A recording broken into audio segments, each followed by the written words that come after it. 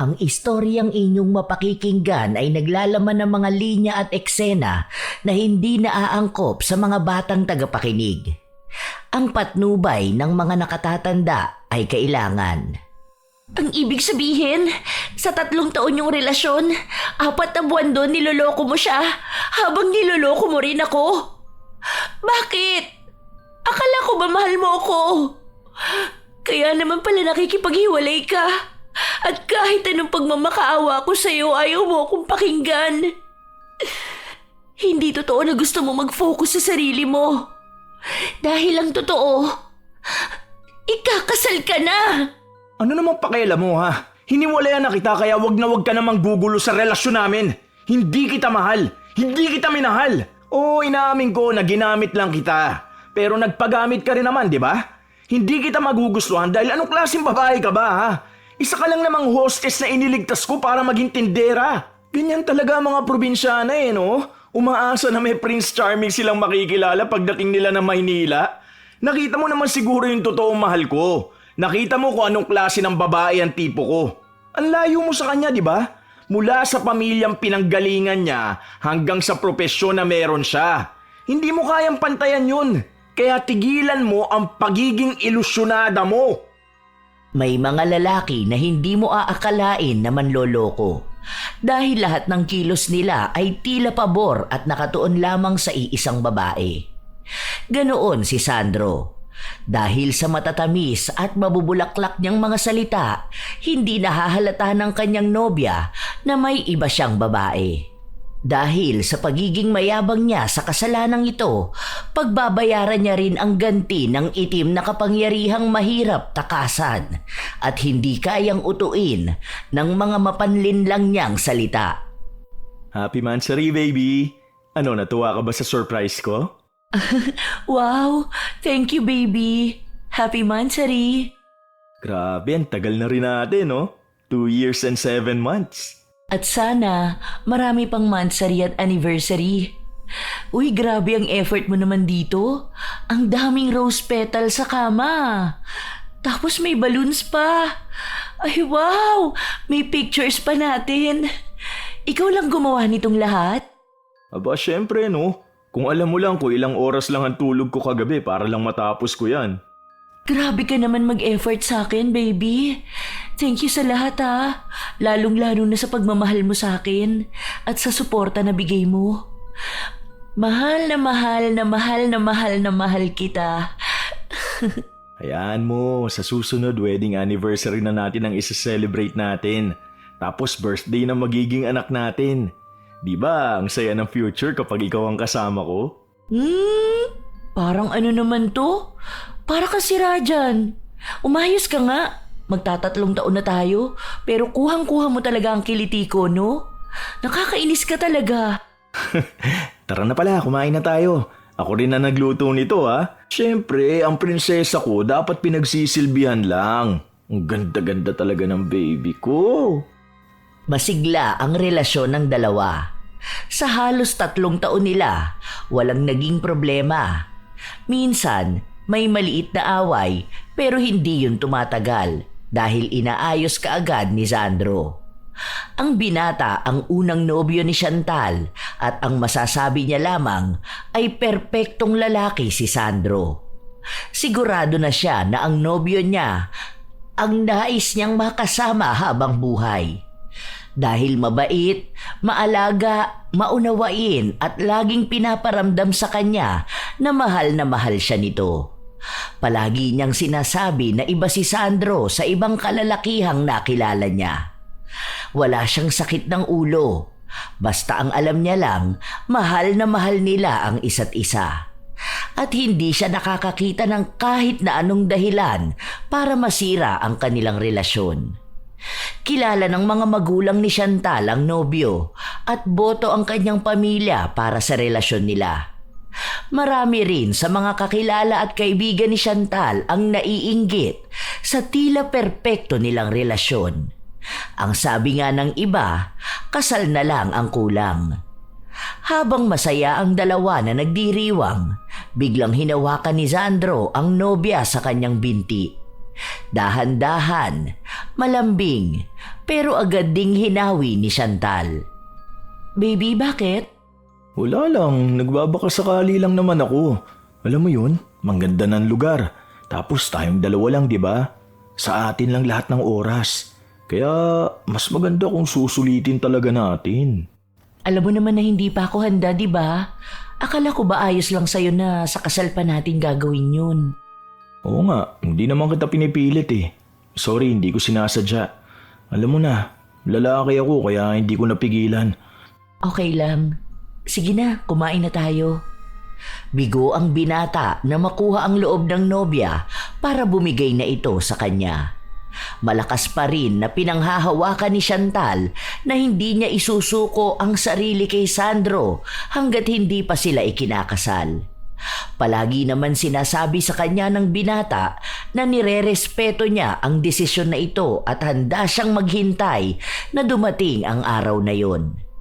Dahil sinisigurado rin ni Sandro na siya ang pakakasalan ni Chantal.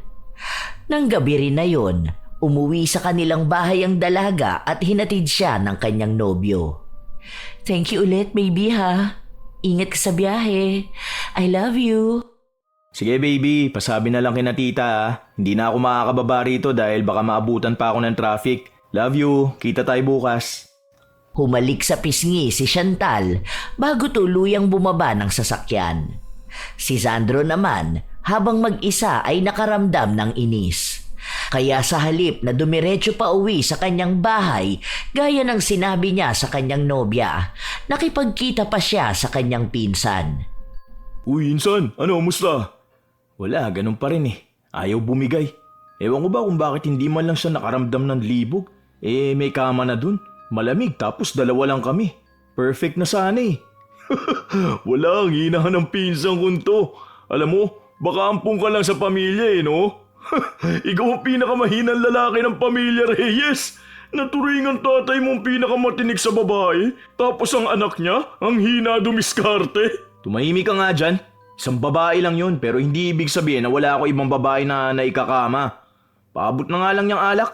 Tignan mo, bago tayo umuwi, may uuwi rin ako. Naku, baka bigla ka lang mahuli ng girlfriend mo. Yari na, paano ka na? Baliw na baliw ka pa naman sa kanya, di ba? Isa pa, Kuya Kael kapag hindi ka na nahimik, bubulagta ka rito. Babae lang yun, oh. Ang daming babae dyan nagkakandara pa sa akin. Kaya ko pa nga mag-uwi ng 3 babae sa isang gabi nang hindi niya ako nahuhuli. Sa ilang taon na namin, ni minsan hindi yun naginala sa akin. Tandaan mo, mas magaling pa rin akong tumirada kaysa sa inyo. Wow! Ganyan dapat, pumapalag. Nagbibiro lang naman ako eh. Nakagalit ka na agad. O sige, dahil nandito ka, may papakilala ako sa'yo. Sandali lang may bagong chicks dito eh. Nakita ko yung kanina kasama ng baby ko. Napatingin pa sa paligid si Sandro. Naghahanap siya ng babaeng pwede niyang makasama. Hanggang sa lumapit sa kanila ang babae ni Kael, kasama ang isang batang-bata pang dalaga. Bago lang ito sa paningin ni Sandro, kaya alam niyang bago lang din ito sa kanyang trabaho. Maputi, makinis, palaki ang dibdib at balakang. Ganong klase ng babae ang gusto ni Sandro, lalo na kung ikakama lang naman niya. Mukha ring inosente ang babae na nagpakilala bilang Suzy. Suzy, dito ka sa tabi ni Sandro. Ayan, single yan Architect yan. Maraming pera yan dahil yan ang pinakamayaman sa aming lahat. Masyado ka naman yan. Kunwari ka pang pahambol Nuknukan ka naman ng kayabangan. O sige, iwan muna namin kayong dalawa Aalis kami ng baby ko. Umalis din ang dalawa. Hindi na kailangan pang tanungin ni Sandro kung saan sila pupunta dahil alam na niya ang gagawin ng dalawa. Isa lang ang babae na yon sa mga kabit ng kanyang pinsan. Kung si Sandro ay hindi nagtatagal sa iisang babae, ang pinsan naman niya ay pabalik-balik sa mga nagiging kalaguyo nito. Anong gusto mong inumin? Hindi po kasi ako masyadong umiinom, sir. Grabe ka, huwag ka na mag-sir sa akin. Sige na, pili ka na, ako na magbabayad. Bago ka lang dito? Ngayon lang kasi kita nakita Ilan taong ka na? Opo, kakasimula ko lang po kanina. 20 years old po ako. Ang bata pa nga. Bakit dito ka nagtrabaho? Mukhang hindi ka naman sanay. Wala naman kasi ako mapapasukan dito eh. Elementary lang kasi ang natapos ko. Hindi rin ako marunong sa mga computer na yan, kaya hindi talaga ako makakahanap ng matinong trabaho. Nung nag-alok sa akin ng trabaho ang kakilala ko, kinuha ko na. Malaki rin naman kasi ang sahod dito. Kailangan ko rin ng pera para pantusto sa pamilya ko na nasa probinsya. May asawa ka na? May boyfriend? Wala po. Kakabreak lang namin ng boyfriend ko. Mga 1 taon na siguro. Kasi nahuli ko siyang nanloloko. Ikaw, totoo ba na wala kang girlfriend? Oo naman. Bakit ko naman ikakaila kung may girlfriend ako, di ba? 5 years na akong single. Masyado kasi akong busy sa career ko eh. Ang gusto ko kasi yung babaeng makikilala ko, siya na yung pakakasalan ko. Kaso bago ko siya pakasalan, gusto ko na mabibigyan ko siya ng magandang buhay. Gusto mo ng matinong babae pero nasa bar ka ngayon. Tapos may ka-table na GRO. Hindi ko naman alam na kukuha ng babae si Kael eh. Tapos tingnan mo, iniiwan ako. Pero alam mo na may kabit si Kael. Gano'n naman na talaga siya. Kahit naman anong sabihin ko sa kanya, hindi naman yun makikinig sa akin eh. Ilang beses ko na siyang kinausap kaso ayaw naman niyang tumigil sa pambababae. Basta ako, kapag nagkaroon na ako ng girlfriend, hindi ko gagawin yung ginagawa ni Kael. Alam mo, bakit ko lulukuhin ng babaeng pinaghirapan ko mapasagot, di ba? Saka kapag mahal ko ang isang babae, talagang mahal ko. May ganyang klaseng lalaki pala. Ang alam ko kasi sa mga lalaki na nagpupunta sa bar, mga manloloko. Single sila kapag nasa loob ng bar, pero may mga asawa pala kapag nasa labas. Gusto mo ba ng Senomar ko? Saka ba nakatira para daling ko sa'yo bukas? Mukha pala akong manluloko sa paningin mo eh. Bad shot agad? Kasi imposible na single ka. Ang gwapo mo kaya, tapos ang ganda pa ng karir mo. Parang mga babae pa ang magkakandara pa sa'yo eh. Ganun pala ang tingin mo sa akin. Pero ako, sa totoo lang, hindi ko suportado yung mga manluloko na ganyan. Ewan ko ah. Kasi sa ngayon, ang iniisip ko na lang yung babae na pakakasalan ko. Kasi okay na ako sa career ko eh. May sarili na akong bahay tapos may ipon din ako. Ibig sabihin, ang gagawin ko na lang ngayon, humanap ng seryosong babae na makakasama ko habang buhay. Totoo naman ang sinabi mo na maraming nagkakandara pa sa akin. Pero hindi ko sila gusto. Hindi ko nakikita ang future kasama sila. Daming babaeng pumapalibot sa akin pero walang nakakuha ng atensyon ko. Pero ngayon, nakuha mo na. Ang daming mabubulaklak na salita na sinabi si Sandro sa dalagang kausap niya. Base sa nakikita niyang reaksyon ni Suzy, madali itong mapapasunod ng mga salita. Dahil naging punteriya siya ni Sandro, palagi na silang nagkikita at lumalabas, lalo kapag hating gabi. Dahil sinasabi ni Sandro na ganoong oras lang siya pwede dahil sa kanyang trabaho. Para mas makuha palalo ang loob ng dalaga, ipinasok ni Sandro sa matinong trabaho si Suzy. Sa isang tindahan ng pinsan niyang kumakampi rin sa kanyang panloloko. Alam niya na kapag naroon si Suzy, madali lang mapagtatakpan na may kasintahan talaga siya. Isang gabi, bago sila magkita ni Suzy, pinuntahan muna ni Sandro ang kanyang pinsan. Anong cellphone ba? Kahit ano na, yung pwede kong paglagyan ng isa kong account para hindi makita ni Suzy yung original kong account at mga picture namin ni Chantal. Tungina, lupit mo talaga ano. Kapag nang bababae ka, hindi nila nalalaman na kabit sila. Tapos yung totoo mong girlfriend, hindi man lang nalalaman na may iba kang babae. Anak ka nga talaga ng tatay mo. Dami mo sinasabi. Ano na, ibigay mo na yung isang phone. Magkikita pa kami ni Suzy. Lalabas kami ngayon, tulog na ang baby ko eh. Gamay na ni Sandro ang ganitong gawain. Ilang beses na niyang nagawa. Dahil hindi naman kasing talino ni Chantal si Suzy, alam ng binata na madali niya lang itong mapapasunod sa lahat ng gusto niya. Hindi katulad ni Chantal na ang dami niyang kailangang baguhin sa kanyang sarili para lang mapanatili niya ito sa kanya. Lumabas sina Suzy at Sandro. Nagpunta sila sa sinasabi ng dalaga na pasyalang gusto niya. Wow! Ang ganda naman dito! Grabe! Alam mo ba, dati nakikita ko lang to sa panaginip ko. Salamat talaga sa'yo, Sandro. Alam mo, ang dami mong naitulong sa akin. Una, inalis mo ko doon sa trabaho na ayaw ko. Tapos ngayon, sinasamahan mo ko sa ganitong lugar. Ganyan talaga kapag gusto ko ang babae. Talagang ibibigay ko ang deserve niya. Hindi lang sa ganitong lugar kita kayang dalhin. Dahil kaya kitang dalhin kahit sa ibang bansa. Kakain tayo sa masarap na kainan. Mangangarap tayo ng para sa future natin. Totoo ba talaga na gusto mo ko? Kulang pa ba tong ginagawa ko para maipakita sa'yo na ikaw talaga ang babaeng gusto kong makasama habang buhay?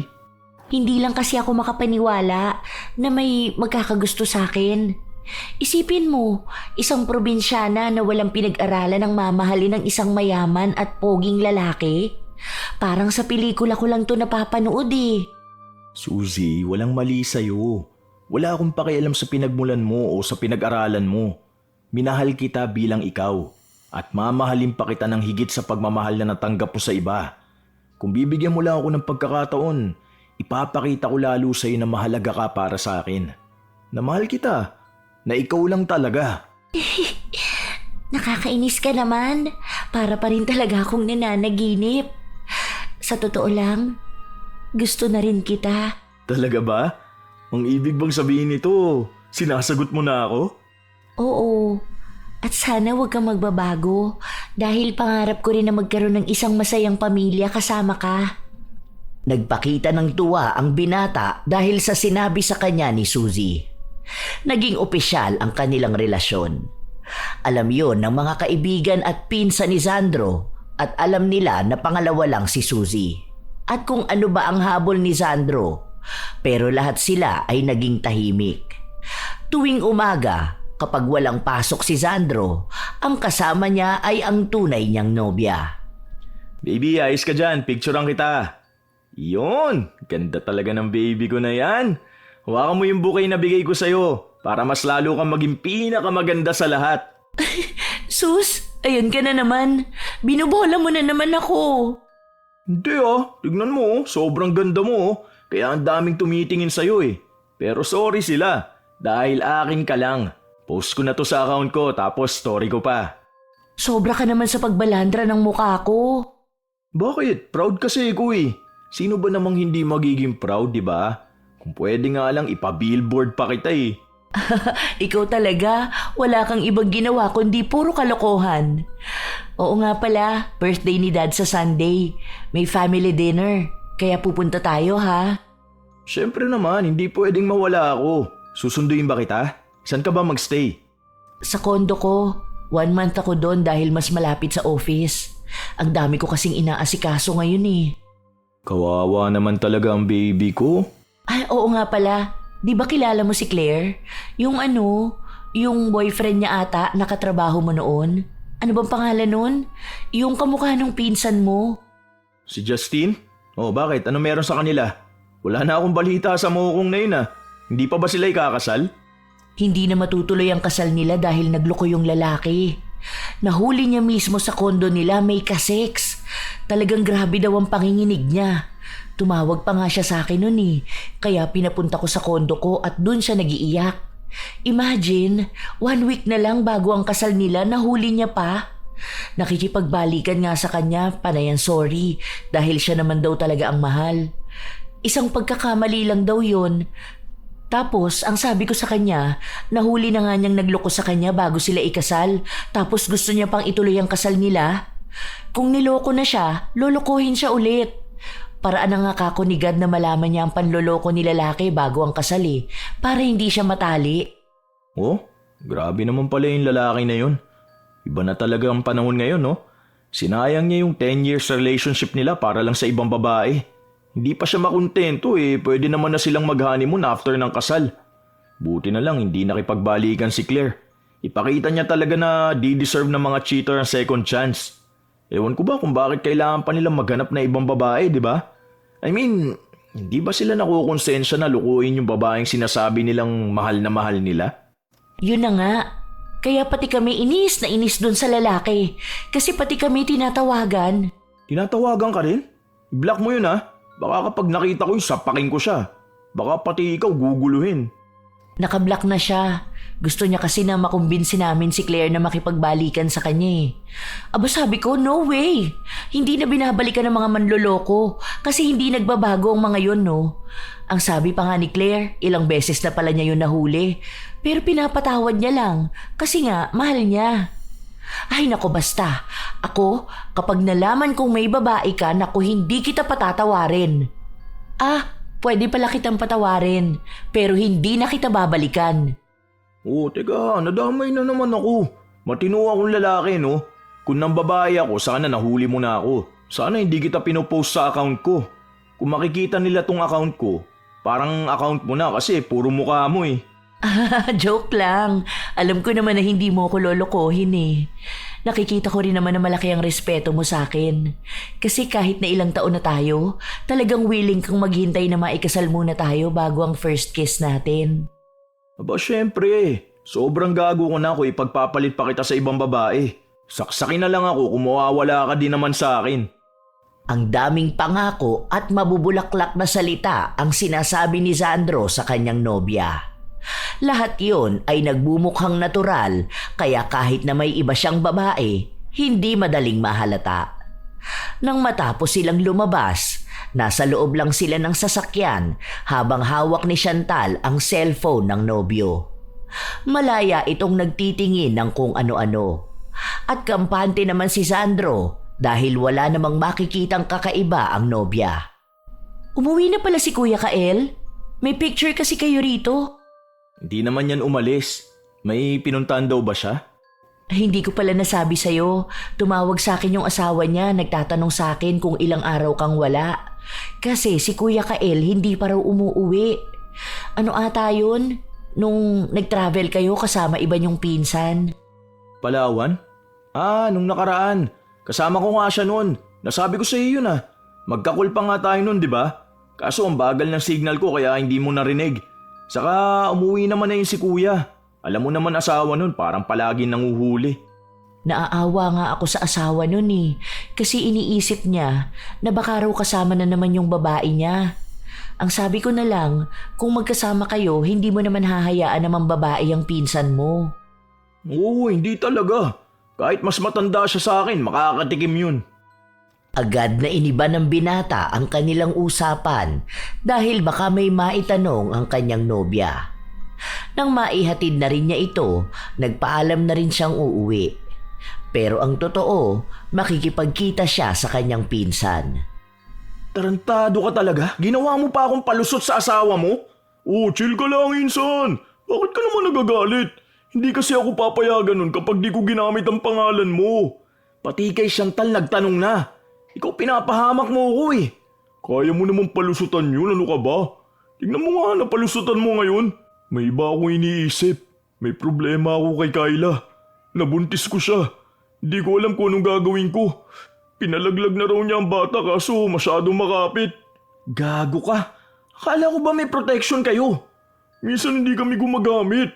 Ang sabi niya kasi nagpipil siya eh. Hindi ko naman alam na minsan pala nakakalimutan niya. Wala na kami magawa eh, may nabuo na. Tinatanggal na nga yung bata kaso makapit. Hintayin mo na lang siya mga anak tapos ipaampun nyo. Ganito ang gawin nyo. Dapat sa malayong lugar siya mga anak. Huwag kayo sa ospital. Humanap kayo ng kumadrona na paanakin siya sa bahay. Tapos saka nyo dalhin sa ampunan. Tapos bumalik kayo rito. Depende na lang yan kung gusto nyo magsama na talaga kayo. Hindi pwede, ayoko. May asawa at mga anak ako. Mahal ko ang asawa ko, no? Sadyang nadala lang ako ng tukso dahil alam mo na, lalaki tayo eh. Di naman natin matatakasan yan, tukso na yan. Nagkaroon lang talaga ng sabit pero tama ka nga sa sinabi mo. Salamat sa idea. Tumulong pa si Sandro sa magiging plano nila para itago ang pagbubuntis ng kalaguyo ni Kael.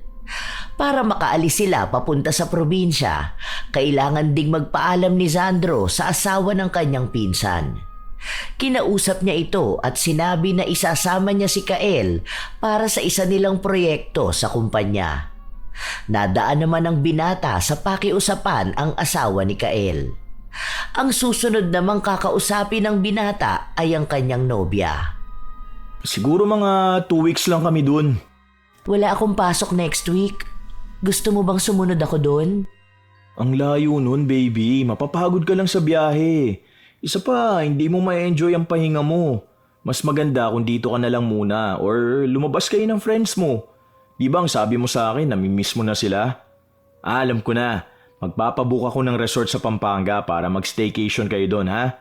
Mag-transfer din ako ng pera sa account mo para may panggastos kayo. Kasi kung susunod ka sa akin, puro trabaho lang ako doon. Hindi rin tayo makakagala, di ba? Hayaan mo, pagbalik ko, pupunta tayo sa Vietnam. Sure ka ba? Ingat ka doon ha. Huwag ka mambababae. Ano ko baliw? Para magkaroon pa ng ibang babae? Call na lang tayo palagi, ha? I love you. Kampante si Sandro na walang magiging aberya kung isasama niya rin si Suzy. 2 linggo yon. Kaya ipinagpaalam na rin niya ang dalaga sa trabaho nito. Nang makarating sila ng Misamis Oriental, may bahay na agad silang natuluyan. Planado na ang lahat dahil isang pagkakamali lang, malalaman ng asawa ni Kael ang nangyaring pagbubuntis ng kalaguyo nito. At dahil kasama si Sandro, madadamay din siya bilang kinukonsinti niya ang kanyang pinsan. Bakit parang ang layo naman ang pinuntahan natin? May kamag-anak ba kayo rito? Wala, hindi pa kasi kami nakakagala rito eh. Buti, hindi hahanapin ng asawa niya si Kael. Ikaw, dapat hindi mo kinukonsinti ang pinsan mo na samahan ng kabit niya. Nag-overthink na tuloy ako. Paano kung kinukonsinti ka rin pala niya para mambabae ka? Hindi ko yung kinukonsinti siyang sumama sa atin. Matanda na yan, may utak yan para malaman ko ano bang ginagawa niya. Isa pa, di rin naman ako papayag na magkaroon ako ng ibang babae. Swerte ko na kaya sa'yo. Tingin mo ba magpaplano ako ng magandang future kasama ka kung bala ko rin naman palang lukuhin ka? Hindi mo naman kasi maaalis sa akin na magduda. Lalo na ganyan na nakikita kong may kabit ang pinsan mo, pero wala ka namang ibang ginagawa para pigilan siya. Tapos, hinayaan mo pa siyang lumayo kasama ang babae niya. Sino ba namang hindi mag-iisip sa ganun? Sila kasal na, tapos nakatira pa sa iisang bahay na gagawa pa ring lokohin ng lalaki. Tayo pa kaya nabibihira lang magkita dahil busy ka? Pinagdududahan mo ba ako? May nakikita ka bang iba kong ginagawa? Mali na ba kung yung pagkabisi ko dahil gusto kong mabigyan ka ng magandang kinabukasan, ha? Ang ganda ng pagpunta natin dito eh. Tapos pagdududahan mo lang pala ako. O sige, tara na. Muwi na pala tayo. Hindi na. Sorry na. Huwag ka kasi magsasalita ng ganyan sa akin. Hindi naman ako yung ex mo eh. Kung manluloko siya, batarantado siya. Magkaiba kaming dalawa, ha? Kasi ako seryoso ko. Hindi ko kailanman naisip na lukuhin ng babaeng mahal ko. Hindi ko gagawin ang ginawa ng tatay ko. Oo na. Naiintindihan ko naman. Sorry na. Nailihis kaagad ng binata ang pagdududa sa kanya ni Suzy. 3 araw lang dapat ang usapan ni Sandro at Kael, pero dahil kasama si Suzy, may nabuong plano ng pagnanasa sa binata. Halos mag-iisang buwan na rin silang may relasyon ni Suzy, pero wala pa ring nangyayari sa kanila. At sasamantalahin niya ang pagkakataon na ito para mapapayag ang dalaga. Sa ika-4 na araw nila sa bahay, sa labas lang natutulog si Sandro, habang mag-isa lang sa kwarto si Suzy. Isa yon sa paraan ng binata para magmukha siyang may respeto kay Suzy. Nang gabing patulog na si Sandro, bigla namang umulan. May tulo yata yung bubong. Mababasa ako niyan kapag natulog ako sa sala. Dito ka na lang kaya matulog sa loob ng kwarto. Sure ka ba? Iisang kama lang yan. Okay lang ba sa'yo na magtabi tayo? Boyfriend naman kita kaya wala namang problema doon. Tara na, dito ka na lang, kesa naman mabasa ka doon. Palihim ang ngisi sa labi ng binata dahil unti-unti nang nahuhulog si Suzy sa bitag. Noong una, hindi pa masyadong nagpapakita ng motibo si Sandro hanggang sa yumakap siya sa dalaga. Marahan ang mga haplos at halik niya rito para magsilbing paanyaya rin sa gusto niyang gawin. At nang mapansin niyang bumigay na si Suzy, doon niya isinagawa ang kanyang plano. Teka lang. Oh, bakit? Ayaw mo pa ba? Natatakot lang ako. Paano ko ibigay ko sa iyo ang sarili ko tapos iwan mo ko? Sa totoo lang, kung may mangyayari sa atin, ito ang first time ko. Di kita iiwan dahil mahal na mahal kita. Kung ano mangyayari sa atin ngayong gabi, umasa ka na pananagutan kita. Pangako, hindi magiging basehan ng pag-angking ko sa'yo para lang iwan ka. Huwag kang matakot. Paano kung mabuntis mo ko? Kung may mabubuo man, pakakasalan naman kita. Nadala ang dalaga sa mga salitang yon at isinuko niya ang kanyang sarili sa lalaking minamahal niya. Sobrang tuwa ng binata. Hindi dahil mahal niya si Suzy, kundi may nadagdag na naman sa ipagyayabang niya. Nakakuha na naman siya ng panibagong babae na siya ang nakauna. Ilang beses nang may nangyari sa kanila sa 2 linggo nilang pananatili sa probinsya. Habang may ibang babae na kasama sa kama ang binata, ang tunay naman niyang nobya ay hindi niya pinapabayaan. Pinaparamdam niya kay Chantal na kahit nasaan siyang lugar, siya lang ang nag-iisang babae na mahal nito. Kada 3 araw, pinapadalhan niya ito ng bulaklak, katulad sa palagi niyang ginagawa. Nang bumalik sila ng Maynila, naiwan ang babae ni Kael. Dahil doon muna siya hanggang sa makapanganak siya. Pero ipinangako naman sa kanya ni Kael na susustentuhan siya habang nasa malayo siya at sa oras na manganak ang kalaguyo, pwede na ulit silang magsama sa Maynila.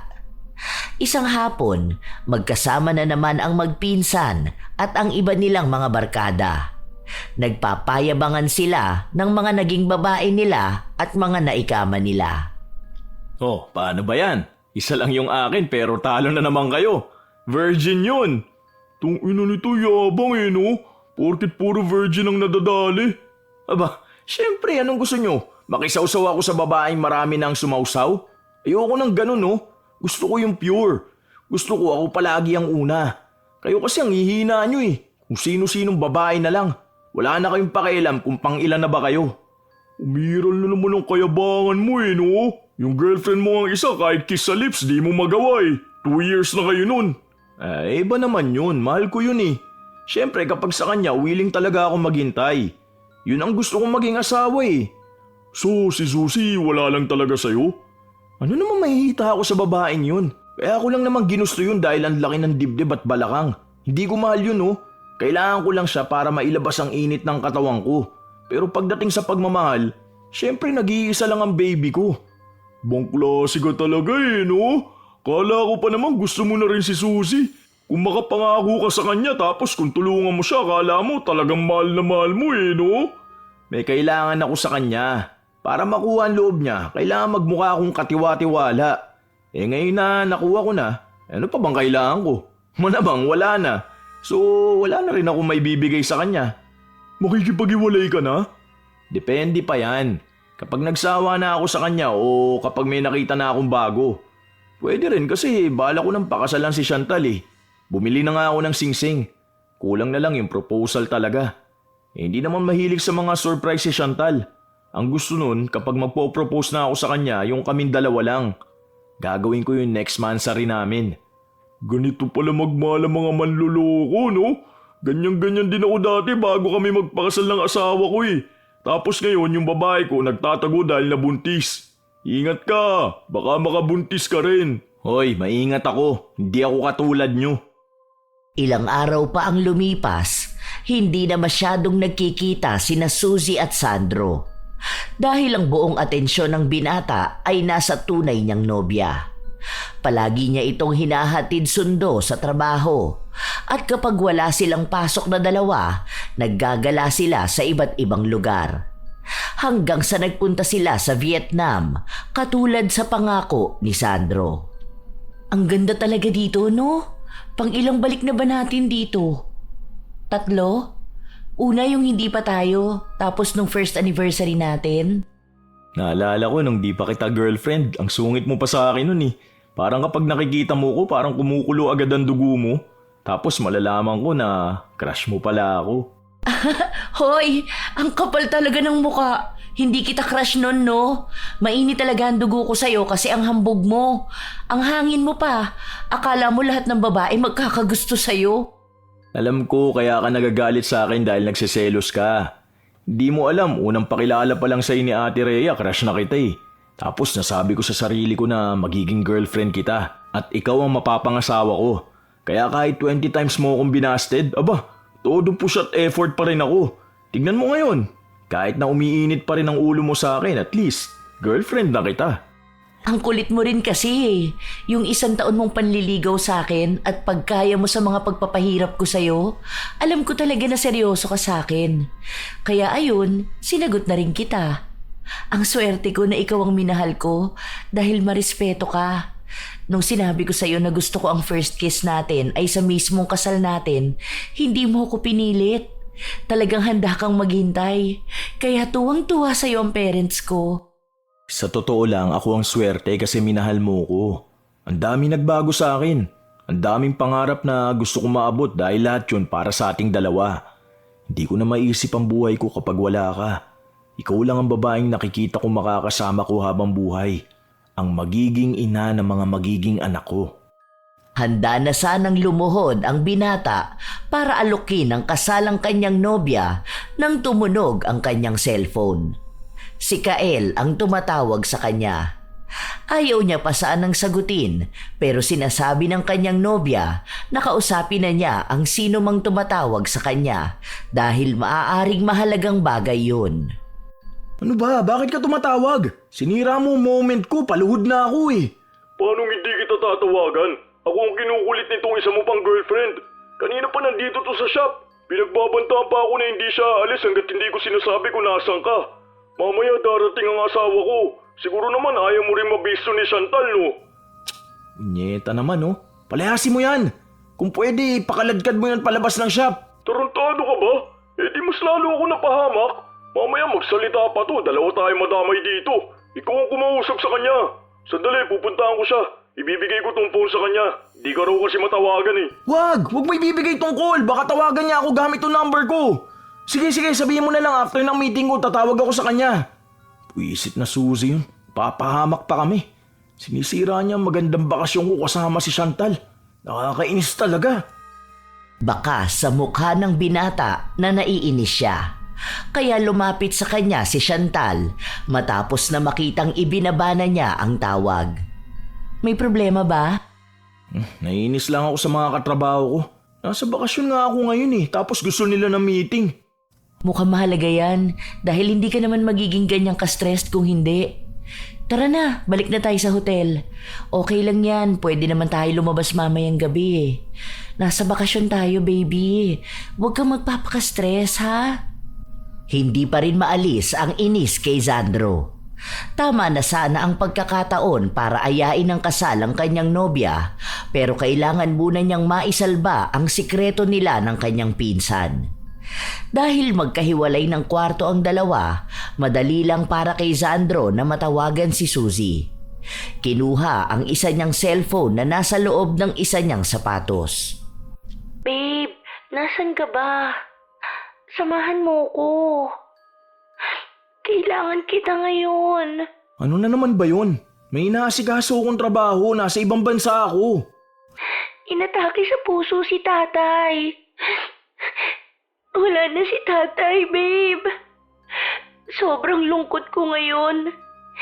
Tapos hindi pa ako makauwi sa amin. Dahil kung uuwi ako, yung pera na ipapamasahe ko, ipapadala ko na lang sa bahay. Problema naman pala yan ng pamilya nyo. Bakit kailangan mo pa akong tawagan, ha? Alam mo ba na muntikan pa ako magkaproblema rito dahil sa'yo? Tapos manggugulo ka pa sa shop ni Kuya Kael. Sorry na. Hindi ko naman alam kung nasaan ka. Ilang araw na kasi tayong hindi nag-uusap. Yung mga chat ko sa'yo, hindi mo naman nakikita. Hindi ka na rin nagpupunta sa tindahan. Miss na rin kita. Tapos ngayon, kailangan ko ng karamay. Kaya mo na yung sarili mo. Kapag may ginagawa ako sa trabaho ko, ayoko sa lahat yung iniistorbo ko. Tapos ang gagawin mo lang magdadrama. Ano naman magagawa ko kapag dinamayan kita magluksa, ha? Mabubuhay ba ang tatay mo? Hindi naman, di ba? Istorbo ka eh. Sorry na. Huwag ka na magalit sa akin, please. Sorry na. Ay, bahala ka dyan. Agad na pinatay ni Sandro ang tawag. Pinatay niya rin ang cellphone at muli itong itinago sa loob ng kanyang sapatos bago ibinalik sa bagahe para kung papasok man sa kanyang kwarto ang nobya, wala itong makikitang isa pang cellphone. Sunod namang tinawagan ni Sandro ang pinsan. Kaka-bad trip talaga. Ang daming drama ng babaeng yun. Mukhang inuutakan pa ako eh. Gusto pa yata magbigay ako ng pera sa kanya para may maging pamasahe siya. Ano siya, sinuswerte? Di ako maglalabas ng pera para lang sa kanya, no? Umiiyak nga siya sa akin kanina. Hindi ko naman makomfort at baka ako naman ang malagot sa misis ko. Binigyan ko na lang siya ng 500. Ayaw pa nga umalis eh. Buti na lang nasabi ko na tatawagan mo na siya. Umiiyak nga sa akin.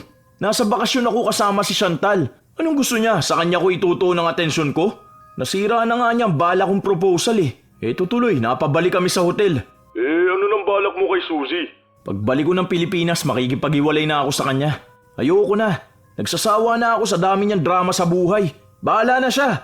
Pasalamat na lang siya, tinulungan ko siya makaalis sa bar at magkaroon ng matinong trabaho. Kung hindi ko yung ginawa, malamang naging pokpok na rin siya. Ang daming masasakit na salitang ipinaratang ni Sandro kay Suzy na para bang hindi niya ito pinangakuan na siya lang ang babaeng mamahalin nito. Sa lahat ng araw ng pananatili nila sa ibang bansa, hindi kinausap ni Sandro si Suzy. At sa huling araw nila sa Vietnam, doon muling humugot ng lakas si Sandro para ayain ng kasal ang kanyang nobya. Habang kumakain sila, inilapag ng binata sa harapan ang maliit na kahon. Ano to, baby? Buksan mo. Bumungad sa dalaga ang isang mamahaling singsing. Kasunod nun ay ang pagluhod ni Sandro. Alam mo bang matagal ko na itong balak gawin? Ang daming kaba sa dibdib ko. Dahil baka hindi ka pa maging handa. Pero gusto ko nang dalhin sa next chapter ang relationship natin. Unang beses pa lang kita nakita, alam ko na agad na ikaw ang babaeng gusto kong pakasalan. Will you marry me, baby? Samahan mo ko. Planuhin natin ang future hanggang mag-retire tayo na magkasama. Para kang tanga. Ano nga? Oo naman. Yes. Papayag na ako magpakasal sa'yo at sasamahan kitang planuhin ang retirement natin. Walang paglagyan ang tuwa na nararamdaman ng binata dahil sa wakas ay pumayag na ang kanyang nobya na magpakasal sa kanya. Nakaplano na ang lahat. May nakalaan ng pera si Sandro para sa kasal nila at maging ang mga lupain at ari-arian na naipon niya na siyang paglilipatan nila kapag bubuo na sila ng kanilang sariling pamilya. Ibinalita agad nila ang nangyari matapos nilang makabalik sa Pilipinas. Masaya ang mga magulang ng dalaga para sa kanilang dalawa, maging ang mga kaibigan ni Chantal. Pero kahit na nagdiriwang sila, may kailangan pang ayusin si Sandro. Kailangan niyang patahimikin na si Suzy para hindi ito makagulo sa kanilang pagsasama. Ilang araw lang matapos nilang makabalik ng Pilipinas, nakipagkita ang binata sa isa niya pang kasintahan. Babe, I miss you. Alam mo ba na palagi kitang hinahanap-hanap? Masyadong mainit. Huwag mo nga ako yakapin. Ano ba nangyayari sa'yo? Bakit ganyan ka makitungo sa akin? May nagawa ba akong mali? May problema ba tayo? Ha? Pumunta lang ako rito para makipag-iwalay sa'yo. Ha? Bakit? Ano ba nangyari? Ilang araw lang tayong hindi nagkita, di ba? Kung may problema ka, sabihin mo sa akin.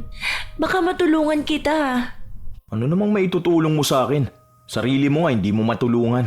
Ayoko na. Akala ko ba, ang sabi mo sa akin, ako ang babaeng gusto mong pakasalan. Akala ko babubuo tayo ng pamilya natin. Ano nangyari? Baka pagod ka lang sa trabaho mo. Huwag naman ganito, babe. Mahal na mahal kita. Alam mo naman na ikaw na lang ang meron ako, di ba? Ibinigay ko sa'yo pati ang sarili ko. Huwag naman ganito, babe. Wala naman tayo naging pag-aaway. Wala naman dahilan para maghiwalay tayo. Basta ayoko na. Hindi na kita mahal. Bigla na lang ako nagising na hindi na ikaw ang gusto ko. Hayaan mo, may mahanap ka pa ring iba. Yung lalaking deserve mo. Sa ngayon, gusto ko muna mag-focus sa sarili ko. Sa career ko. Busy ka ba? Feeling mo ba nagiging hadlang ako? Pwede naman ako mag-adjust eh. Mahal na mahal kita. Please naman, maawa ka naman sa akin. Huwag mo naman akong iwan. Iintindihin kita kung hindi ka makakapag-update sa akin. Basta huwag mo lang akong iiwan. Ikaw ang lalaking gusto ko. Wala nang masihigit pa sa'yo. Kailangan muna natin maghiwalay. Focus ka na lang din muna sa sarili mo. Kilalanin mo muna kung sino ka ba talaga. Tapos kapag naging maayos na ang mga sarili natin, baka doon pwede na. Sa ngayon, ayoko na muna makipagrelasyon. Tama na muna to. Dito na lang tayo matatapos. Walang maramdaman na sakit si Sandro dahil sanay naman siyang makipaghiwalay sa ibang babae matapos niya itong magamit. Kaya kahit na lumuhod sa harapan niya si Suzy at magmakaawa na huwag siyang iwan, baliwala lang ito sa kanya. Matapos niyang makipag-usap kay Suzy, nagpunta naman siya sa kanyang pinsan para ibalita ang nangyari. Talagang hiniwalayan mo na ah. Ibig mo sabihin yan, magbabago ka na talaga kapag ikinasal ka na? Magbabago? Bakit kailangan ko pa magbago? Matapang talaga kapag hindi pa nahuhuli kahit na isang beses, no? Kung hindi ka naman pala magbabago, bakit nakipaghiwalay ka pa kay Suzy? Ayoko na sa kanya eh. Ang boring na niya. Ang dali niya nang makuha. Tapos wala pa siyang ibang ginawa kundi magdrama. Alam mo yung typical na probinsyana? Ayoko nang ganun. Tama na yung may naibigay ako sa kanya. Huwag na natin pag-usapan yan. Hayaan mo na siya sa buhay niya. Kapag nagpunta yun dito tapos hahanapin ako, huwag mo sasabihin kung saan ako nakatira ha. Baka mamaya magpunta yun sa kondo. Bahala siya. May mahanap pa naman siyang ibang lalaki. Sadyang walang pagpapahalaga si Sandro kay Suzy. Itinago muli ni Sandro ang isa niyang cellphone para hindi na siya matawagan pa ni Suzy. Habang lumilipas ang mga araw, nagiging abala ang magkasintahan na asikasuhin ang kanilang nalalapit na kasal. Isang araw, nagtungo si Chantal sa bahay ng kanyang nobyo. Dala niya ang ilang mga gamit para sa kanilang kasal. Ang kalat naman dito? Ay, sabi ko sa kanya kapag may mga labahin siya, ilagay na agad sa laundry basket eh. Ay naku, yari ka sa akin mamaya pag uwi mo. Magdadadaldal talaga ako. Ilang sandali pa ay may narinig siyang pagkatok. Nang buksan niya ito, bumungad sa kanya ang isang dalaga. Yes? May kailangan ka? Hinahanap ko lang sana si Sandro. Sorry, hindi ko alam kung tama ba itong napuntahan ko. Ah, oo, dito yun. Anong kailangan mo sa fiancé ko? Ha? Fiancé? Parang ikakasal na kayo, ganun? Yes. Parang medyo nagulat ka, no? Sino ka ba? Ah, ikaw ata yung tinutukoy niyang tagalinis ng kondo niya. Ngayon ka pala pupunta. Napaaga yata ako. Ang kalat sa loob sobra. Tara, pasok ka. Ang bata mo pa pala. Ang akala ko naman nasa 40s na yung tagalinis niya rito. Pasensya ka na ha. Ganyan ba kakalat ang palagi mong nililinis? Palagi kasing busy yun. Tapos palagi pang nagmamadali. Ang ibig sabihin, ikakasal na pala si Sandro? Matagal na ba kayo? Ah, magti 3 years na rin kami. Alam mo, sobrang consistent nun. Kahit na busy siya sa trabaho, hindi niya nakakalimutan mag-update sa akin. Palagi pa siyang tumatawag. Tapos palaging nagbibigay ng gifts, flowers, tapos kung saan-saan kami nagpupunta.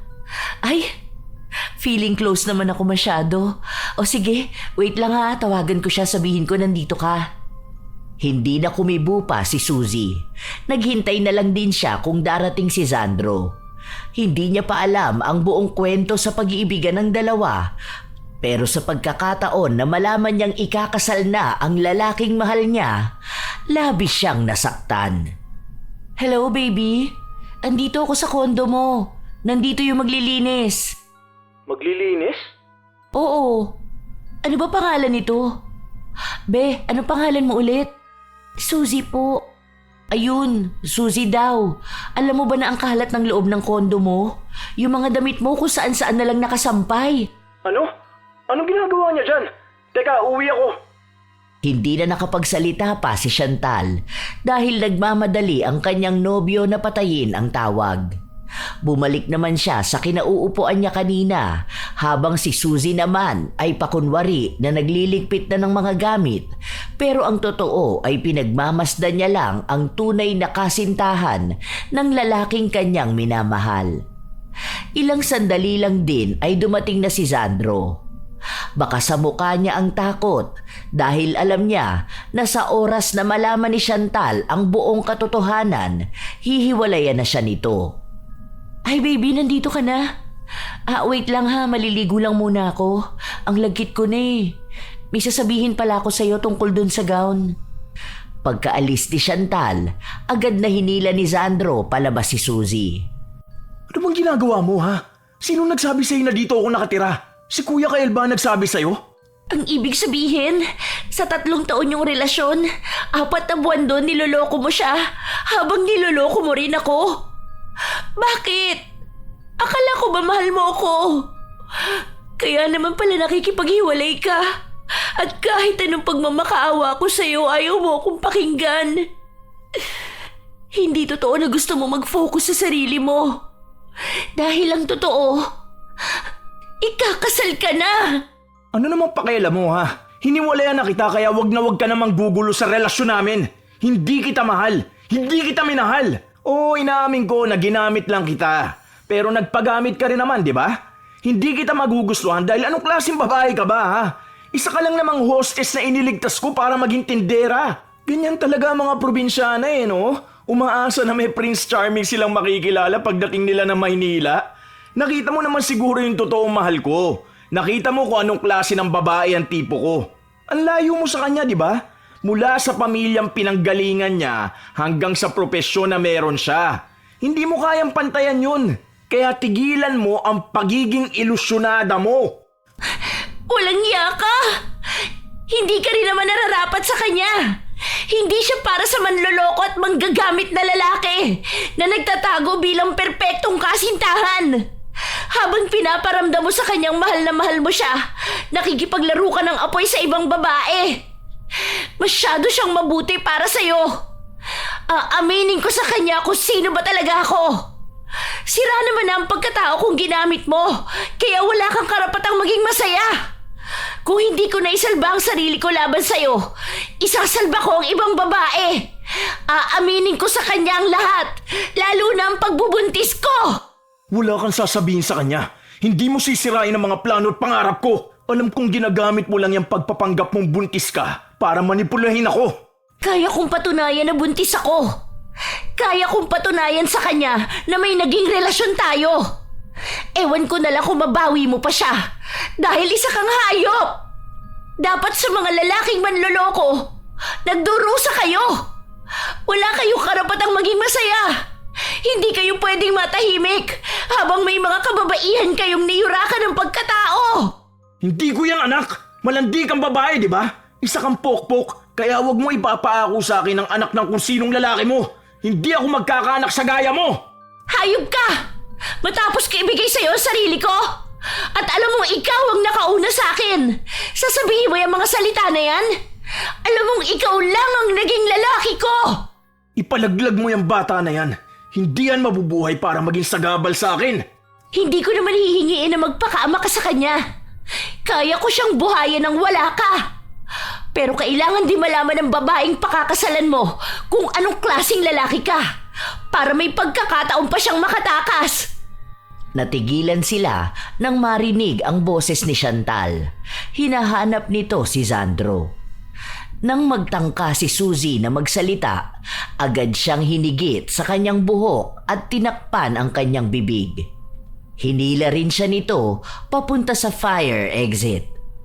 Huwag kang magkakamali na magsalita dahil sinasabi ko sa'yo, kaya kitang patayin. Nagpumiglas ang dalaga para makawala sa pagkakahawak sa kanya ni Sandro. Pero sa ginawa niya ay nawalan siya ng balanse. Nahulog siya sa hagdan. Tulong! Tulungan mo ko! Ang baby ko! Tulong! Babaliwalain lang sana ni Sandro ang dalaga pero may dalawang babae na paakyat. Sinabi na lang ni Sandro na nakita niyang nalaglag ang babae. Tutulungan niya sana ito pero hindi na niya naabot. Nang makita nila ang dugo ang dalaga, agad nila itong tinulungan. Dahil hindi pwedeng basta na lang umalis ang binata, pinakiusapan niya ang kanyang pinsan na sumunod sa ospital para malaman kung ano ang kalagayan ni Suzy. Ilang araw pa ang lumipas, nagkakaroon na ng pagdududa si Chantal. Dahil pakiramdam niya ay may kakaiba sa babaeng nakilala niya. Nag-iiba kasi ang tono ng pananalita ni Sandro kapag tinatanong niya ito. Sure ka ba, baby, na okay lang si Suzy? Bumalik na ba ulit siya para maglinis sa kondo? Hindi na, iba na ang kinuha kong maglinis. Naiinis ka ba sa akin? Nagtatanong lang naman ako sa'yo Paano kasing hindi ako maiinis? Alam mo na nga ang dami ko iniisip tapos tanong ka pa rin ng tanong tungkol sa babaeng yun. Hayaan mo na siya kung ano mang ginagawa niya sa buhay niya. Oo na, sige na. Masyado ka naman diyang stressed. Bababa na ako ha. Sabihan mo na lang ako bukas kung anong oras mo ako susunduin. I love you.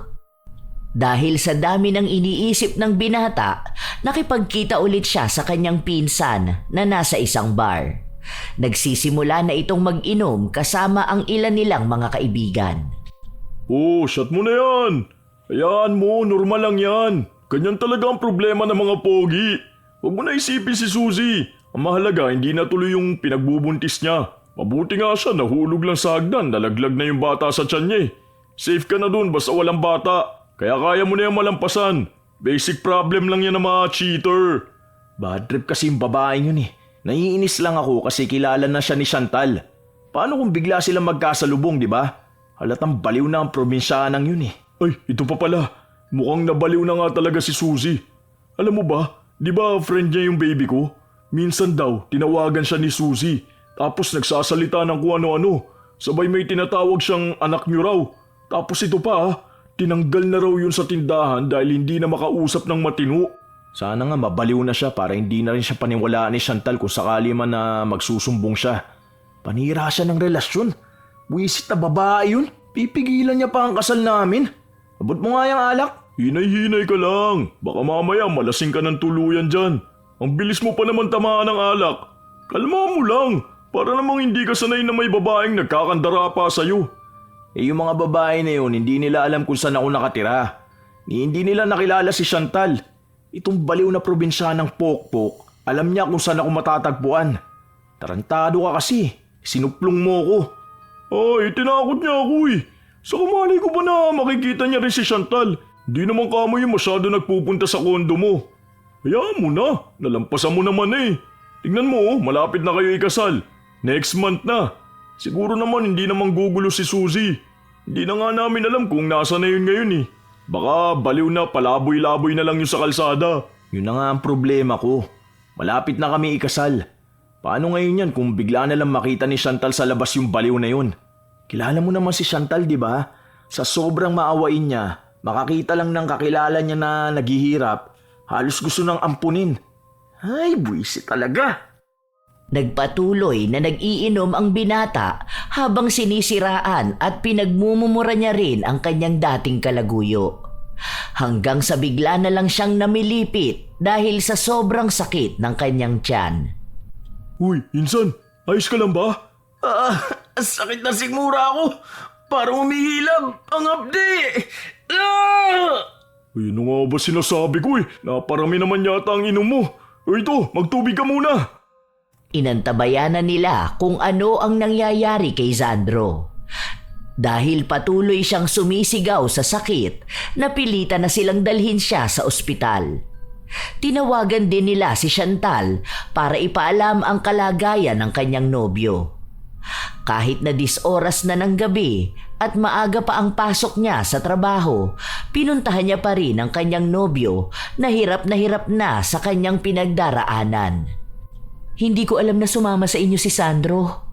Wala siyang sinabi sa akin. Ang akala ko natutulog na siya eh. Sorry na, ako nagyaya sa kanya eh. Saglit lang naman sana kasi gusto ko lang ng kasama. Gusto ko lang may kausap. Pinilit ko lang siya. Alam mo naman kuya na mahina ang tiyan niya sa alak, di ba? Kaya nga bawal siya. Hindi ko alam kung anong oras tatalab yung gamot na ininject sa kanya ngayon. Umabot hanggang kinabukasan pero hindi pa rin nawawala ang sakit ng sikmura ni Sandro. Dahil nagbabantay ang dalaga sa kanyang nobyo, hindi na siya nakapasok sa kanyang trabaho. Nasa ibang bansa ang mga magulang ni Sandro, kaya walang ibang magbabantay sa kanya. Ang isa naman niyang kapatid, hindi rin siya mahaharap dahil meron itong mga anak na inaasikaso. Ayan, ang tigas naman kasi ng ulo mo eh. Ilang alakan na inom mo? Konti lang. Hindi naman marami ang nainom ko. Hindi marami. Pero hindi ka na makagalaw dyan sa sakit. Hindi tumatalab yung gamot na tinurok sa'yo. Ayoko naman na magpalit ng gamot mo dahil baka bigla ka namang mamatay. Huwag ka nang magalit, baby. Uwi na lang tayo. Hindi ka pwedeng umuwi dahil hindi pa humuhupay ang sakit ng sikmura mo. Sandali lang tatawagan ko si Daddy para mailipat ka ng ospital. Lalabas ako ha, walang signal dito sa loob eh. Ang sakit talaga. Ayoko na. Please Lord, pagalingin mo na ako. Habang mag-isa ang binata sa loob at nakahawak sa kanyang sikmura na palala ng palala ang paghilab, may pumasok na isang babae. Si Suzy yun. Pero hindi na ganon ang kanyang itsura. Malaki ang ibinagsak ng kanyang katawan. Nawala na rin ang kanyang ganda at mukha siyang baliw na pagala-gala lang sa kung saan. Anong ginagawa? Anong ginagawa mo rito? Umalis ka na! Masakit ba? Bakit parang kulang ba ang sakit? Hindi ako nasisiyahan. Tulong! Hindi ko na to kaya! Hihingi ka ng tulong sa mga tao na hindi ka naman maghagamot? Yang sakit na nararamdaman mo ang palatandaan ng sakit na ibinigay mo sa akin. Huwag ka mag-alala. Hindi pa natatapos dito ang lahat. Hindi ka magiging masaya. Hindi ka matatahimik. Sinisigurado ko sa'yo na kung paano mo ako sinira, ganon din kita sisirain. Umalis ka na rito, baliw ka! Wala kang masisira dahil hindi kita papayagan. Kasakit! Umihilap na sobra ang tiyan ko! Ganyan ang gusto kong makita. Yung hirap na hirap ka. Sige, sumigaw ka pa sa sakit. Ganyan din ako sumigaw nung namatay ang anak ko dahil sa kagagawan mo hayop ka. Huwag ka mag-alala. Magtatagal naman ang buhay mo eh. Magtatagal kang halos minu-minutong pinapatay. Palagi ako nasa tabi mo. Nagmamasid sa'yo. Nagiging masaya sa pagdurusa mo. Tunay nga ang sinabi ni Suzy dahil kahit sa ang ospital mapunta ang binata ay palagi niya itong nakikita. Wala ni isa sa mga doktor ang nakapagpagaling kay Sandro. Inubos na nila lahat ng pera na meron sila pero walang makatukoy ng kanyang sakit. Dahil sa nangyayari sa binata, hindi natuloy ang kanilang kasal. Palaging nagbabantay si Chantal sa kanyang nobyo. Awang-awa siya sa tuwing sisigaw ito dahil sa sakit na nararamdaman. Dahil wala namang nagagawa ang mga doktor, inuwi na lang si Sandro sa kanyang bahay. Kumuha rin ng magbabantay sa binata lalo na kapag may trabaho si Chantal. Isang araw, habang nasa elevator si Chantal, may sumakay na isang babae at para itong baliw. Hindi niya mamukhaan kung sino dahil sa gulugulong buhok at marungis na mukha. Lumabas ang babae sa kaparehas na palapag na pupuntahan niya. Hindi naman nagtaka si Chantal dahil may mga kapitbahay naman doon. Pero bago pumasok sa loob, bumulong ang babae at sinabi sa kanya na mag-iingat siya sa kanyang nobyo dahil may lihim itong itinatago sa kanya. Pagpasok niya sa loob, sinabi niya agad yon kay Sandro. Kinikilabutan talaga ako sa sinabi niya. Tumaas ang balahibo ko. Baliw yun. Kaya huwag mo siyang pakikinggan. Alam mo ba, nakausap ko si tita. Tapos ang sabi niya sa akin, magpatingin daw tayo sa albularyo dahil baka may gumagawa ng masama sa'yo. Alam mo yun, parang kulam ata ang sabi ni tita. Bukas nga magpapasama ako kay Sharon. Pupuntahan namin yung sa napanood namin na albularyo. Alam ko na hindi ka naniniwala kasi kahit naman kami hindi rin naniniwala eh. Pero wala namang masama kung pupunta kami, di ba? Labas sa paniniwala ng kanilang pamilya ang kulam. Pero dahil misteryoso ang naging sakit ni Sandro at kahit na ang mga eksperto sa medisina ay hindi siya magamot, wala silang ibang pagpipilian kundi lumapit sa mga tinutukoy nilang mga peking doktor. Unang punta pa lang nila, sinabi na ng albularyo na malakas ang kulam na ginawa kay Sandro. Hindi raw basta-basta ang gumawa nun dahil para bang may nakaugnay sa kanilang dalawa at galit ang naging sanhi nito. Inutusan sila ng albularyo na dalhin nila si Sandro sa susunod na Huwebes. Sinunod naman nila yon para mas lalong makita kung ano ang pwedeng gawin para gumaling na ang binata. Kinausap siya, nagtanong ng mga tao na posibleng may galit sa kanya para gumawa ng ganong klase ng paghihiganti. Wala akong kilala. Wala naman akong nakakaaway. Ang sabi ng albularyo, malaki ang posibilidad na babae ito. Babae? May iba ka bang ginawa ng masama na babae? Wala. Wala akong ibang kilala.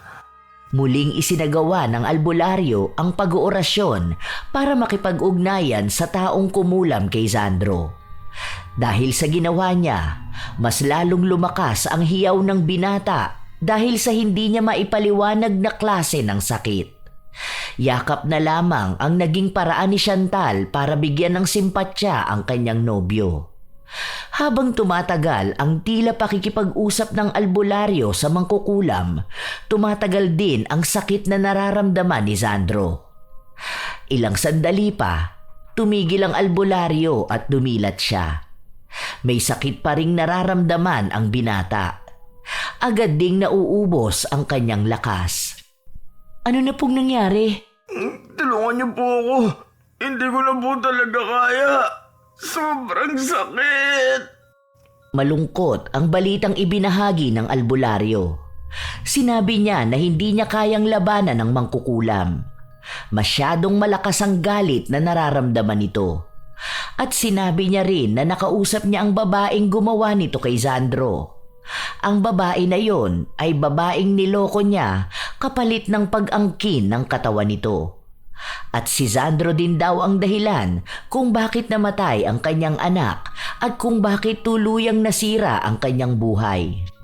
Kung nasa ang kadiliman mapunta ang babae, doon niya rin dadalhin ang binata. Hindi makapaniwala si Chantal sa kanyang mga narinig. Para pagtakpan ang ginawang pagkakamali ni Sandro, sinabihan niyang sinungaling at mapagpanggap ang albularyo. Hindi naman nagbitaw ng paninira laban sa kanya ang matanda. Sa halip ay si Chantal ang pinagsabihan nito. Kung aalamin niya lang daw ang buong katotohanan sa ginawang panloloko sa kanya ng nobyo, mauunawaan niya kung bakit galit na galit ang nangkulam sa binata. Umuwi sila nang hindi kumikibo si Chantal. Labis siyang nasasaktan kahit na hindi niya pa rin alam kung ano ba ang katotohanan. Baby, huwag ka maniniwala sa kanya. Pakiramdam ko, gusto lang talaga niyang hiwalayan mo ko. Siguro dahil akala niya magiging baldado na ako. Ano ba ang totoo, Sandro? Naguguluhan ako. Paano kita lulukuhin kung mahal na mahal kita? Alam mo naman na ginagawa kong lahat para ipakita sa'yo na... Ang sakit! Sobra! Namilipit na naman sa sakit ang binata. Dahil hindi niya ito kinaya, napasuka siya ng dugo. Nataranta naman si Chantal, kaya dinala ulit siya sa ospital. Kung ano-ano na lang ang itinurok sa binata, pero wala talagang nagpapatigil ng paghihilab ng kanyang tiyan. Dahil walang ibang tutulong kay Chantal na alagaan ng kanyang nobyo, tinawagan nito si Kael. Grabing ipinayat ni Sandro. Nakakaawa naman ang pinsan ko. Alam mo bang galing kami sa albularyo kanina lang? May sinasabi sa akin ng albularyo na babaeng galit na galit kay Sandro dahil siya raw ang sumira sa buhay ng babae na yun. May kilala ka ba? Ha? Uy, wala. Hindi ko alam yung mga ganyan. Kuya, aminin mo na lang. Wala rin naman na tayong magagawa, di ba? Andyan na si Sandro. Naghihirap na siya dahil sa galit ng babae. Ano? Kilala mo ba kung sinong gumawa sa kanya niyan at kung bakit galit na galit sa kanya ang babae? Kasi kung mababaw na dahilan lang naman, baka madaan ko pa sa pakiusapan ng babae. Noong una ay ayaw ni Kael magsalita hanggang sa inamin na niyang may naging babae si Sandro at si Suzy yun. Nanlalamig ang buong katawan ni Chantal habang naririnig niya ang kwento ng pinsan ni Sandro. Maging kung paano namatay ang bata sa sinapupunan nito. Nang malaman yon ng dalaga, wala siyang ibang ginawa kundi ang umiyak. Hindi niya kayang harapin ang nobyo dahil maging siya ay galit ang nararamdaman. Umuwi siya ng bahay mag-isa habang si Kael at ang nagbabantay kay Sandro ang naiwan sa ospital. Sobrang sakit ng kanyang nararamdaman. Dahil kung hindi pa magkakaganoon si Sandro, marahil ay patuloy pa rin nakatago ang kasalanan na ginawa niya. Naaawa rin siya sa babaeng ginamit ng nobyo at kung ano ang dinaranas nitong sakit, lalo na sa pagkawala ng kanyang anak. Galit na galit sa manloloko si Chantal, kaya kahit na mahal niya ang nobyo, hindi magiging sapat na dahilan ang sakit nito para patawarin niya at palampasin ang panloloko sa kanya. Isang linggo pa muna ang pinalipas ni Chantal bago niya nagawang harapin ang nobyo. Naghahalo pa rin ang galit at sakit. Baby, bakit ngayon ka lang nagpakita sa akin? Miss na kita. Ito na rin ang huling beses na magkikita tayo. Nakikipaghiwalay na ako sa'yo. Alam mo naman kung gaano ko kagalit sa mga manloloko, di ba? Alam mo, hindi ko naman susukuan yung sakit mo eh. Dahil gusto ko na sabay tayong lalaban. Pero ngayon, ayoko nang lumaban kasama ka. Traidor ka, Sandro. Ano bang sinasabi mo? Huwag mong paniwalaan ang albularyo na yun. Itigil mo na tong kasinungalingan mo. Alam ko na ang lahat, kaya wag mo na itanggi pa. Bakit ganon? Mahal na mahal mo ka mo ko, pero ang ginawa mo, pinaikot mo ako sa salitang pagmamahal. Ni hindi ko man lang nahalata, kasi tinatrato mo ako ng tama, habang may ikinakama ka palang iba. Ang masaklap, inosenteng babae rin na nadala ng mga matatamis mong pangako. Napakasama mong tao! Sorry baby. Hindi ko naman yun mahal. Ikaw lang ang mahal ko. Huwag mo akong iiwan. Hindi mo alam kung ano ang pagmamahal.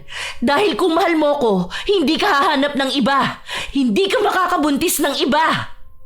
Grabe ang pagtatago na ginawa mo. Tapos tinatanggi mo pa nung una. Hindi na kita kayang pabalikin pa sa buhay ko. Ayoko na!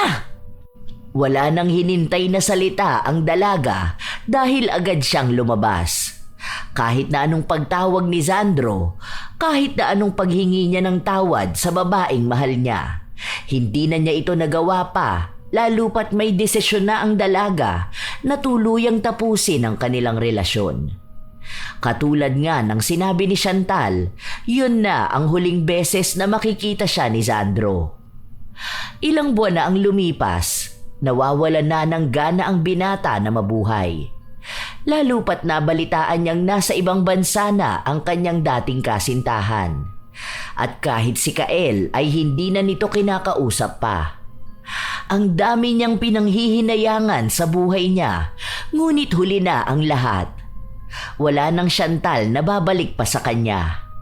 Wala na siyang kahit na ano. Isang hapon, habang nakahiga lang ang binata at tila ba namamanhid na ang buong katawan sa sakit, muling nagpakita sa kanya si Suzy. Masaya ka na ba? Na wala ng babaeng mahal ko? Na nahihirapan na ako ngayon? Sige, papayagan na kitang patayin ako. Bakit kita papatayin? Hindi ko tatapusin ang paghihirap mo. Sabay tayo sa galit at sakit. Sabay nating damahin lahat. Hanggat masakit ang buong pagkatao ko, masakit din ang sayo. Wala itong katapusan. Kahit pa magmakaawa ka sa kamatayan mo, hindi ka na makakatakas. Ganito ang dapat na nangyayari sa mga taong hindi makontento. Sapat lang na paghigantihan ng mga manloloko. Muling napasigaw sa sakit ang binata. Tunay ngang masakit ang lahat sa kanya. Ang buhay na dati gamit niya para sa panloloko ng mga kababaihan, isang klase na ng buhay na nais niyang wakasan. Palagi siyang umiiyak. Palagi niyang iniinda ang sakit. Palagi niyang hinahanap ang babaeng mahal na mahal niya, pero kahit na sa tawag ay ayaw siya nitong kausapin. Sa mga nangyayari kay Sandro, ang dami niyang napagtanto sa buhay. Ang mga pagsisisi na naiisip niya, kailanman ay hindi na niya mababago pa.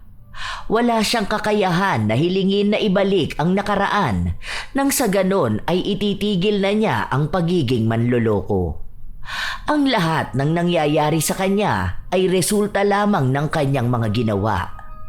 Meron talagang mga tao na nais magbago kung kailan wala na silang pagkakataon. Ang mga tao kasing manloloko, iniisip nila na kaya nilang kontrolin ang lahat ng taong nagmamahal sa kanila. Ang hindi nila alam, may mga matatapang na taong kayang iwan sila kahit na mahal sila. Huwag maging manloloko, lalo na sa mga taong labis na nagmamahal sa'yo. Huwag na huwag ring maging mapaglaro ng damdamin ng iba at kapag hindi na kailangan ay itatapon na para bang basura. Ang pagmamahal ay isa ring tiwala at kapag sinayang mo yon, may sugat kang iiwan na matagal maghihilom. Hindi ka lang gumagawa ng kasalanan sa iyong karelasyon dahil gumagawa ka rin ng pinsala sa pagkatao ng taong nagtiwala sa iyo. Ang lahat ng iyong ginagawa ay may karampatang kaparusahan. Tandaan, ang kasinungalingan ay laging nahuhuli at ang kaparusahan ng puso ay mas mabigat kaysa anumang hatol ng batas. Kayo rin ba mga apo ay may kakilalang mga manloloko? Mga klase ng tao na magaling lang sa salita pero mapaglaro ng damdamin. Ibahagi nyo naman ang inyong kwento at opinyon tungkol sa aking ibinahaging kwento ngayong araw. Sana ay may natutunan kayong aral na kailanman ay walang mabuting na idudulot ang pagiging manloloko.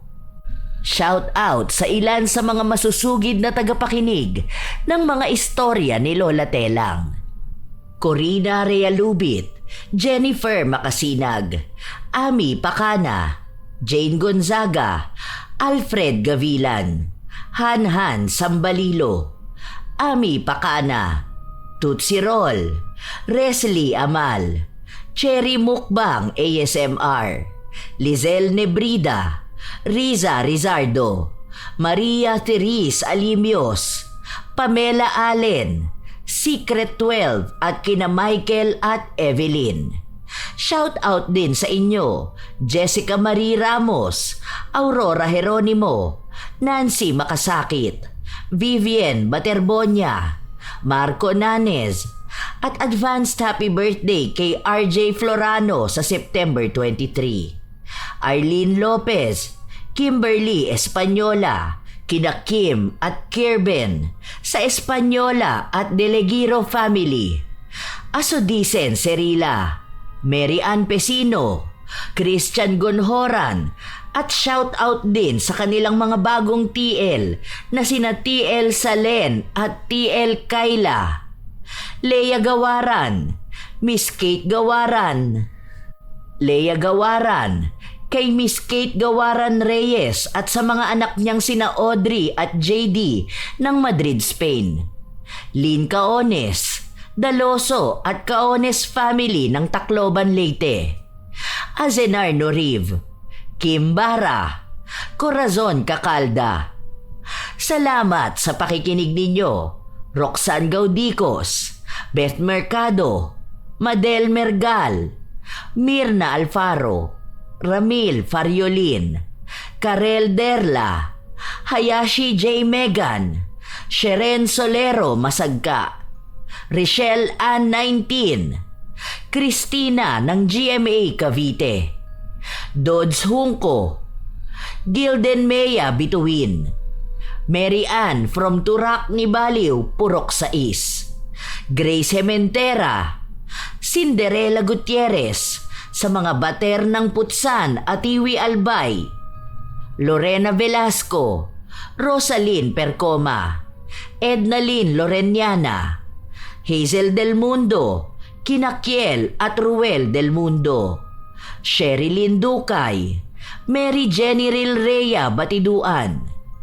Angelo Dizon, Romina Buado, Chris Alcantara, Annaliza Malatbalat, Golden JP, Marisa Villanueva, Mary Jenny Rilrea Batiduan.